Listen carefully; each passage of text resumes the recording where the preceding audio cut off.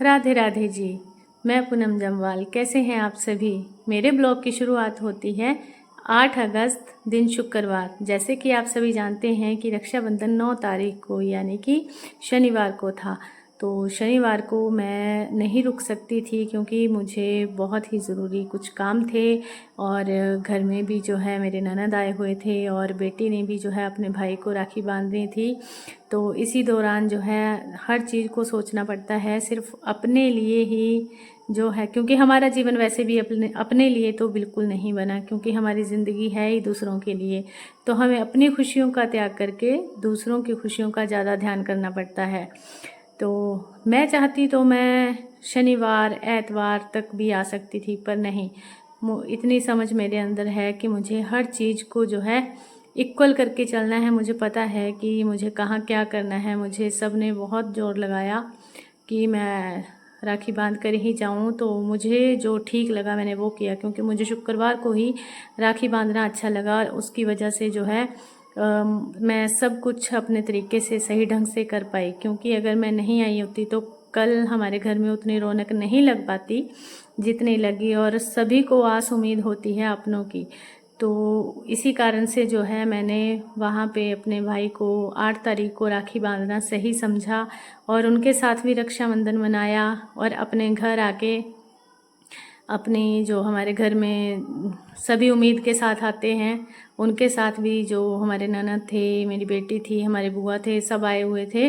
उनके साथ भी जो है हंसी खुशी और ये रक्षाबंधन मनाने का सौभाग्य प्राप्त हुआ।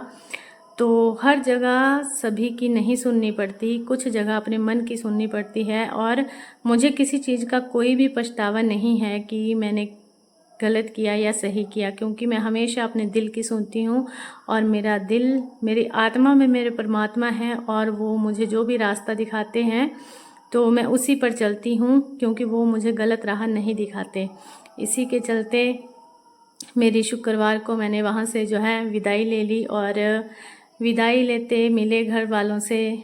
और जब हम निकले घर से तो सब उदास थे। वैसे अंदर से मेरा भी थोड़ा बहुत तो मन उदास होता ही है, पर जो सच्चाई है वो हम सब जानते हैं कि कितने दिन हम वहाँ पे रुक सकते हैं। एक ना एक दिन तो हमें अपने घर आना ही है। और सच्चाई भी यही है कि आज नहीं तो कल वो घर छोड़ना ही पड़ता है, क्योंकि वो घर अपना नहीं है। अब हमारा घर जो है जहाँ है वहीं है। बाकी भाभी को हम लाए थे साथ में, वो लेट हो गए थे हमारी वजह से। उनको हमने छोड़ा स्कूल में, क्योंकि उनको स्कूल जाना था, काफ़ी देर हो चुकी थी। फिर हम उनको उनके स्कूल में ही छोड़ कर आए। और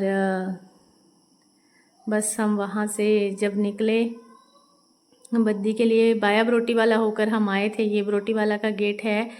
जब भी आप नालागढ़ से बरोटी वाला की तरफ जाएंगे तो ये गेट क्रॉस करके आप हरिपुर साहिब की तरफ जाएंगे। ये गेट आपको देखने को मिलेगा।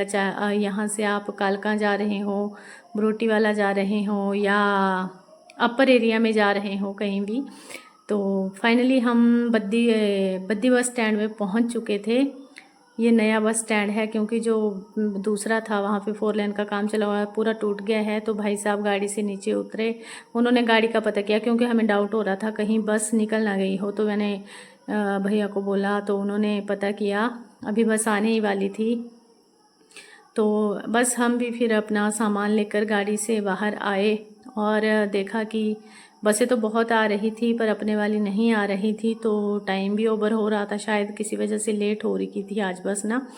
तो एक बस निकली, 2, ऐसे करते करते कोई 4-5 बसें निकल गई। वेट करते करते थोड़ा ऐसे टेंशन भी हो रही थी, थोड़ी मन में उदासी भी थी, कहीं ना कहीं तो मन में होती ही है, क्योंकि फाइनली हमारी बस आ चुकी है। और खुशी की बात यह थी कि बस बहुत अच्छी आई थी। और उस दिन शुक्रवार को इतना ज़्यादा रश बस में था, क्योंकि अगले दिन रक्षाबंधन था तो सभी घर आ रहे थे। और चलो हमें तो सीट मिल गई थी, पर बहुत से पैसेंजर ऐसे थे बेचारे जिन्हें पूरा सफ़र जो है खड़े होके ही तय करना पड़ा। और बस ऐसे ही आगे आने की खुशी थी, पर पीछे कुछ छूट जा रहा था, उसका गम भी था।